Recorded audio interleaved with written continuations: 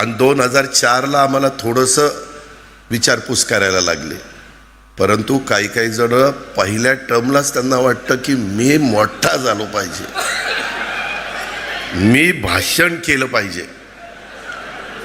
त्याच्यात आता मी आता माझ्या पक्षाचं काम करतोय, जयंतराव त्यांच्या पक्षाचं काम करतोय, पण माझ्या पक्षात कुणी काय करावं हे दुसरेच सल्ले द्यायला लागले. मला तर काही कळतच नाही काहींचं. अरे तुमचं तुम्ही बघा ना, आमचं आम्ही बघू ना, काय करायचं आणि काय नाही करायचं. मगाशी बोलत असताना काहींनी सांगितलं की बाबा दादा गावकीकडे लक्ष आहे, भावकीकडे पण लक्ष द्या. भावकीकडे लक्ष दिलं म्हणूनच तू आमदार झालास.